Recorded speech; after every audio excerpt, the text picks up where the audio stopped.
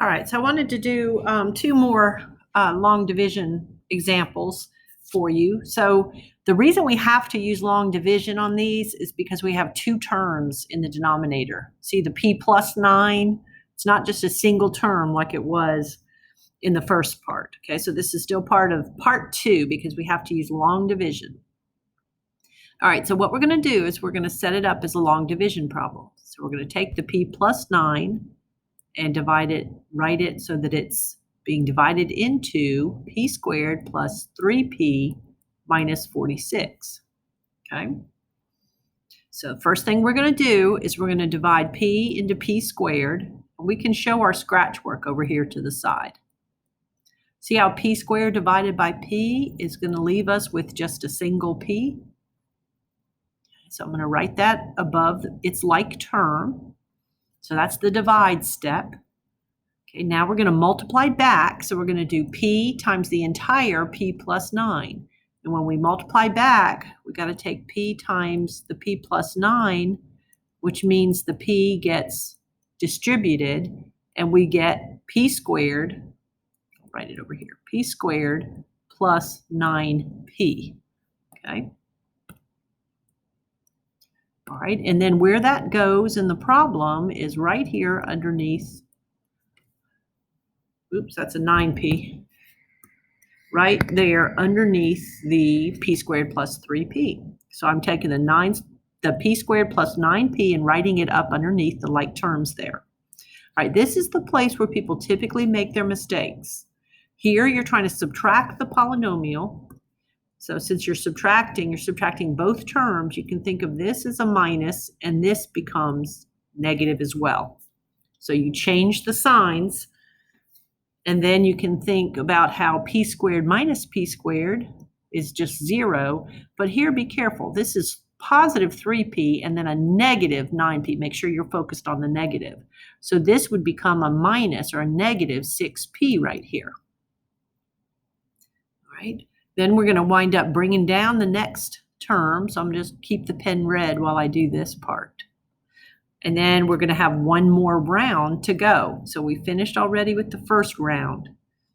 Okay. So now that p needs to get divided into negative 6p. So we're going to do negative 6p divided by p. Okay. So when we do that, we just get a negative 6. That negative 6 goes right here. And see how we're at the end? That means we're not going to have another round to go. We'll be finished once we complete the whole 4-step process. All right, now we're going to take that negative 6 and we're going to multiply it back by the p plus 9 with that negative 6 getting distributed. So we'll get negative 6p minus 54. Okay, so that's negative 6p minus 54. This is where you need to be careful. That subtraction step. You're subtracting a polynomial. So you got to do minus a negative 6p, so that becomes plus. And you have to do minus a negative 54, so that one happens to become plus. So the negative 6p and then positive 6p adds up to be 0. And then the negative 46 and the positive 54, that's going to turn out to be, let's see, would that be 8? Yeah, it's 8. A remainder of 8. And then remember how to write it. It's going to be the quotient, which is the p minus 6, put the plus sign, your remainder over the divisor. Okay. All right. Now there is a way to check these. Sometimes it's more time consuming to check, but I thought I would share that. You know, if you did 7 divided by 2, and you did your long division like I showed you earlier, okay, 2 would go into 7 3 times. 3 times 2 is 6, and then 7 minus 6 gives you a remainder of 1. You would say that 7 halves is 3 1/2. Okay, the check for this would be to take the 3 and the 2 and multiply them, and then add the remainder back in and see if you get your dividend, the part under the long division sign. See how that would be 6 plus 1 or 7. So if I wanted to check this, I could. I could take the p plus 9 times the p minus 6, because I know how to multiply things. This is the check. And then I could add the remainder. And if I wind up getting p squared plus 3p minus 46, then I know I've got it. Okay, so the multiplying should be going okay. So you distribute the p and get p squared minus 6p, and then distribute the negative 9 and get minus 9p. Something's not right. Oh, this was a plus here to start with. I could tell something wasn't right because I was getting a negative 15. All right, so let me fix this. This should have been a plus right here, which means that would be plus 9p. And then it would be minus 54. And then it would be plus 8. And sure enough, a negative 54 and a positive 8 really does give me a negative 46. Okay, and then here, the negative 6p and the positive 9p really does give me the 3p. Okay, so that does wind up working out. I know this is correct. Okay, the check is actually kind of time consuming, and you may make a mistake checking it, but if you wanted to, you could check your work by taking the p minus 6 times the p plus 9 and then adding the 8, adding the remainder. Okay. All right, I thought we'd look at one more long division problem, and of course there'll be examples as you're working this in MyMathLab as well. This one I chose to do because it has an issue that the others have not. See how it's a cube, on top, and then to the first power on the bottom.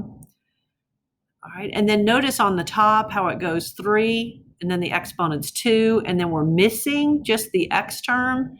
That's gonna make this one where you have to watch it when you set it up.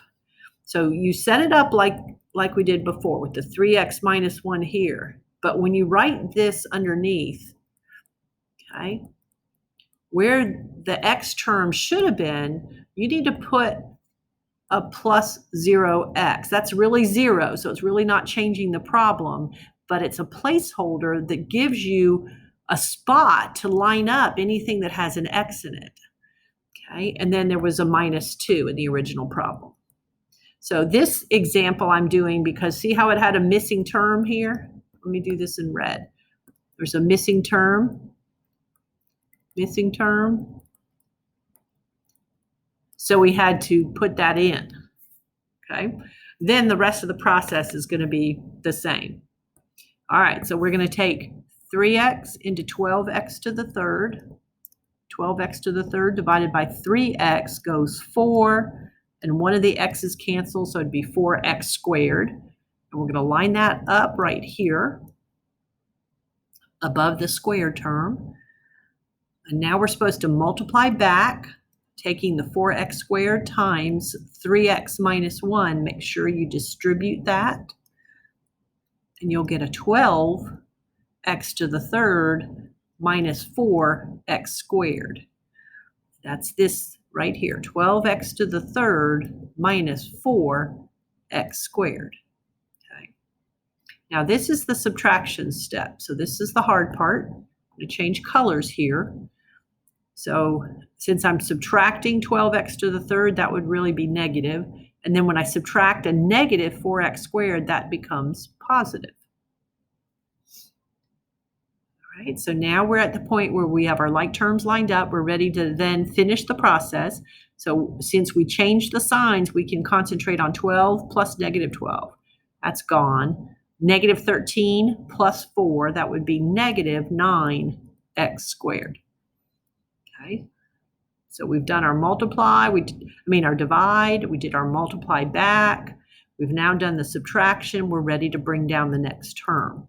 It's really just this placeholder, this place where I can line things up. All right, so now I'm ready to divide again.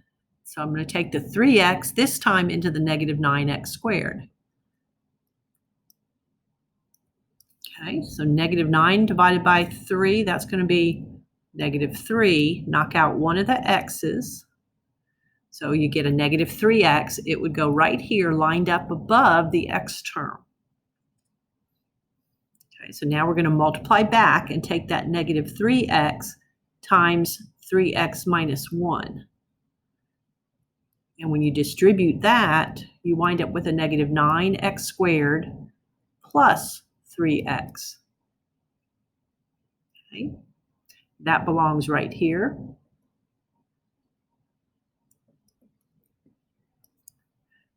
And don't forget that we're needing now to do the subtraction step, and that's where you come in and you change the signs. I like to have the old sign still there.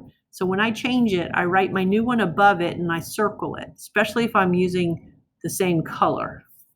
That way I know which one to focus on. Okay, so when I subtract a negative 9x squared, it becomes positive, and subtracting positive 3x would become negative. So now I can see that negative 9x squared, positive 9x squared becomes 0. And here I have a 0x and a negative 3x. That's going to be negative 3x. Okay. Now see how that was degree 3 and I was dividing by degree 1? I have to go 3 rounds. So I've gone once. Okay. And so now I'm really getting ready for my third round. Okay. I've just got to bring down that second number right here, that last term, and then I'll be ready to divide again. This time the 3x goes into the negative 3x. Okay, so I'd really just get a negative 1 at that point. And then I multiply negative 1 times 3x minus 1. And I get negative 3x plus 1. Negative 3x plus 1 goes here. Don't jump the gun. I go through that series of 4 steps as you do this. Okay. Now I'm ready to do the subtraction. So I'm going to change my signs. This is going to become positive. This is going to become negative. Subtracting negative 3x becomes positive 3x. Subtracting 1 becomes negative 1. Those add up to be 0, and a negative 2 and a negative 1 would be negative 3. Okay. All right, so now I get to write the answer. So the answer to this one is going to be 4x squared minus 3x minus 1. And the remainder is negative, but we usually write it plus and then put the negative up here. Though you could really put a minus and it would be mathematically equivalent. Okay, and that would be what we think is the improper fraction that would match that. Okay. All right, so in class on Wednesday, well, maybe not on Wednesday, but I'll do a couple more examples. We'll work on those problems that are on the review for the chapter 4 material, okay, and make sure you're okay with those. All right, so I'm going to go ahead and stop this and post it. Now I could check this one by multiplying. I should have commented on that. If you wanted to check it, you could multiply the quotient times what you're dividing by, but that's going to be pretty extensive, and then add the negative 3 to it. Okay. So I could do that, but a lot of times I'll just let my math lab check it for me.